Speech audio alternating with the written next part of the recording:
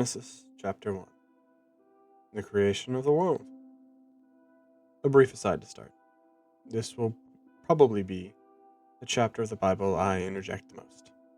The overlap between the story of creation and modern scientific theories really interests me. In the future, I'll probably keep much of my commentary at the end of the chapter, or at least the end of individual stories in the chapter. Now, without further ado, in the beginning, God created the heavens and the earth. The earth was without form and void, and darkness was over the face of the deep. The Spirit of God was hovering over the face of the waters. And God said, "Let there be light." And there was light. And God saw that the light was good. And God separated the light from the darkness. God called the light day, and the darkness he called night. And there was evening, and there was morning, the first day. We've all heard the story of creation. I mean, anyone that's had connection with the Christian faith before, or I guess the Judaistic faith as well. Anyway, for many of us, this is a fairly simple series of events, but it puts into perspective just how much power the one true God has. With nothing but his word, he created the realm within which we live. What inspires me is how similar this story of creation inevitably lined up with how science estimates the earth was formed. Before our universe existed, there was nothing. And now, the commonly accepted theory within the scientific community to the creation of the universe is the Big Bang. Nothing suddenly becomes something and is engulfed in light. In this instance, we understand that Earth refers to the realm as a whole, and not just the planet. And God said, "Let there be an expanse in the midst of the waters. Let it separate the waters from the waters." And God made the expanse, and separated the waters that were under the expanse from the waters that were above the expanse. And so it was. And God called the expanse heaven. And there was evening, and there was morning, the second day. I'll be the first to admit that the English Standard Version using waters here can be pretty confusing. However, taking this from a scientific perspective, it makes sense given the limited knowledge of the author. The waters is just matter, amorphous and flowing through space, spreads out from the Big Bang.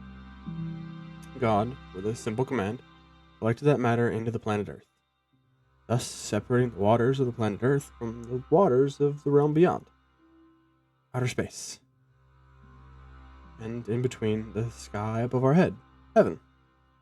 At this approximate point in the scientific explanation, the Earth's atmosphere is thick and cloudy, a dark expanse where neither sun nor moon and stars could be seen, separated the Earth from the sky and space.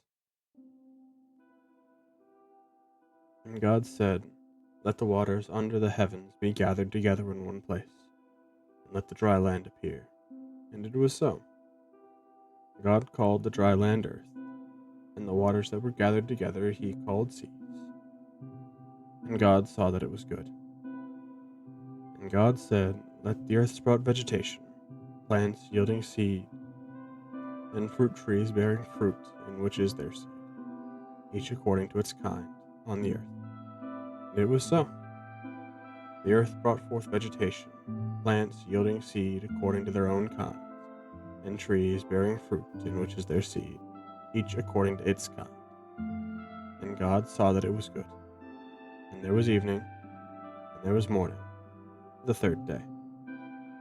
At this point, it's clear that God doesn't consider time on the scale we do. I mean, why a being beyond our realm would abide by the descriptions of time within it, I couldn't guess, but still. This is where the use of the term waters gets messy again. Now it's talking about actual water forming the oceans and distinguishing dry land. To my understanding, science says that liquid water likely came to Earth after it had cooled from comets and meteors. This is the loosest connection I see between the creation story and modern science. But if we assume it's still not directly referring to liquid water as water, as it hasn't thus far, then the timeline still lines up for oceans, and the microscopic organisms in the water, coming next and leading directly into the evolution of plants on land that lead right into the next step, clearing the sky so that the sun, moon, and stars can be seen.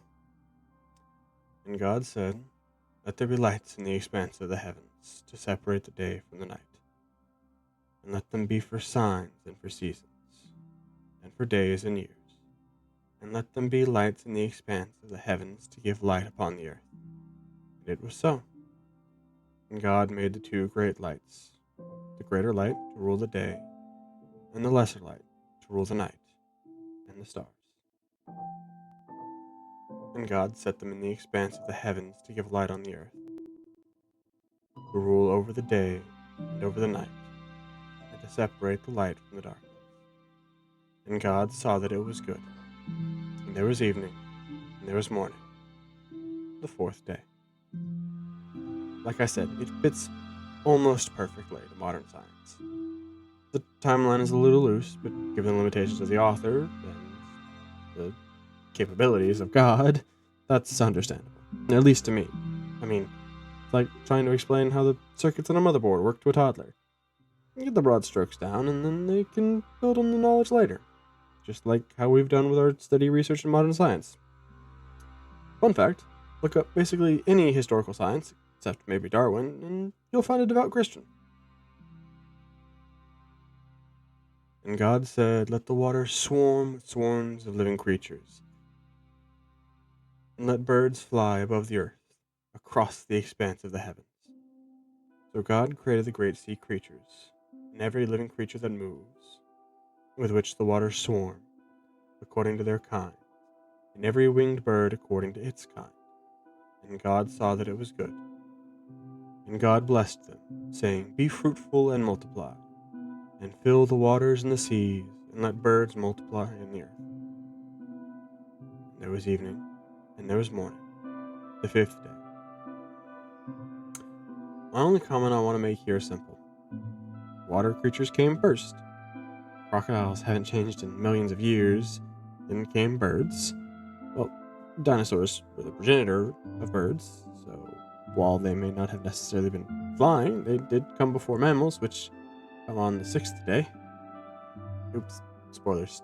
Sorry. And God said, "Let the earth bring forth living creatures according to their kinds, livestock and creeping things, and beasts of the earth according to their kinds." And it was so.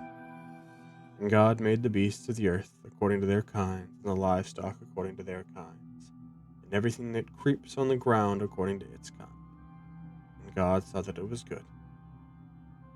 Then God said, "Let us make man in our image, after our likeness, and let them have dominion over the fish of the sea, and over the birds of the heavens, and over the livestock, and over all the earth, and over every creeping thing that creeps on the earth."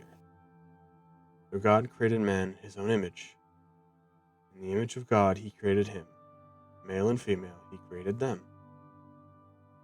And God blessed them.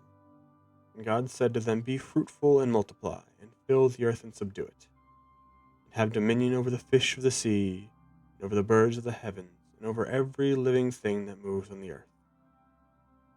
And God said, "Behold, I have given you every plant yielding seed that is on the face of all the earth, and every tree with seed in its fruit. You shall have them for food. And to every beast of the earth, and to every bird of the heavens, and to everything that creeps on the earth, everything that has the breath of life, I have given every green plant for food." And it was so. And God saw everything that he had made, and behold, it was very good. And there was evening, and there was morning, the sixth day. On the sixth day God created man. He didn't just make man another creature of the land. No, he made man in the image of God, which I've always found interesting. Growing up, I lived my life in two worlds. I grew up with one foot in the church and one foot in the secular world man made for us. So for the longest time, the phrase "in the image of God" never really made much sense to me. I could only see it as surface level. Hands, feet, a head, but without wings and claws and things that we see other creatures have. That must have been what it meant. But as I've taken time to learn, there's a concept I found more interesting. You see, pagans make idols in the image of the gods. The Greeks and Romans made vases and statues, and even further back we see carvings and paintings, and so many other ways to shape the natural world in order to depict a being higher than ourselves. They would create these images, and then they would believe that the spirit of their god would inhabit it. Thus, man being made in the image of God? Well, he made us that way so that his spirit could inhabit each of us. He made us with space to accept him and let him guide us. We do not resemble him physically, no, we resemble him spiritually, because his spirit is able to fill ours. This is also the first reference we have to the Trinity. Let us make him in our image. Just a fun little note.